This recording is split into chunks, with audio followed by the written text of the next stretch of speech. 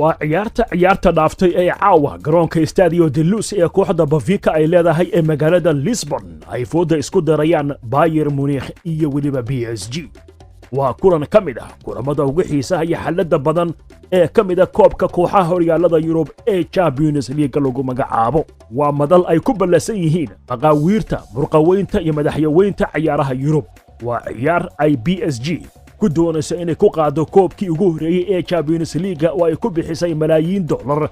dhowr tababarana daaqada looga saaray in ay koobkaasi qaadi waayeen. waxay kaloo doonaysaa PSG inay noqoto kooxdii ugu horeysay ee Faransiiska ee koobkani qaada muddo 27 sano ah. Bayern Munich ayaa qudheeda taariikh goobaysa waxayna toosh afar qaada ku doonaysaa inay hanato koobkani markii lixaad. waxaana koobkani ugu dambeysay sanadkii 2013 oo garoonka Wembley ay kaga qaaday Borussia Dortmund oo xilligaasi uu leelinayay Jurgen Klopp. tababaraha kooxda Bayern Hans Flick oo kooxdiisa 10 ciyaar ee ugu dambeeyay ee Champions League aan dhinaceeda dhulka la dhigin ayaa muujiyay walaaca uu ka qabo weerarka dafdafta ah ee kooxda PSG oo ku hubaysan laba ka mid ah ciyaaryahanada dunida ugu qaalisan. waa Neymar oo lacagtii adduunka ciyaartoy lagu soo gatay ee ugu badneyd lagu keenay PSG iyo Kylian Mbappe oo isna lacagtaasi lacag ku dhow lagu soo iibsaday. Flick ayaa sheegay in ciyaartani ay tahay mid gaar ah oo aysan fududeysan doonin PSG.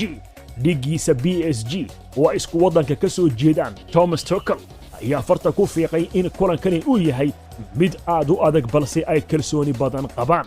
kulankan ayaa ah kii sagaalaad ee labadani kooxood Champions League iskaga hor yimaadaan. 8 kulan ee hore 5 ka mid ah PSG ayaa badisay halka 3 marna guushu ay raacday Bayern Munich. kulankii ugu dambeeyayna wuxuu ahaa December 2017.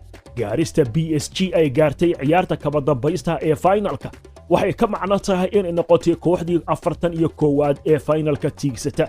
waxaase walaac iyo wadno kurkur ku ah in 6 kooxood ee ugu dambeeyay ee markoodii ugu horeeyay finalka gaaray dhammaantoodba laga wada badiyay. kooxdii ugu dambeysay ee ciyaarteeda ugu horeysay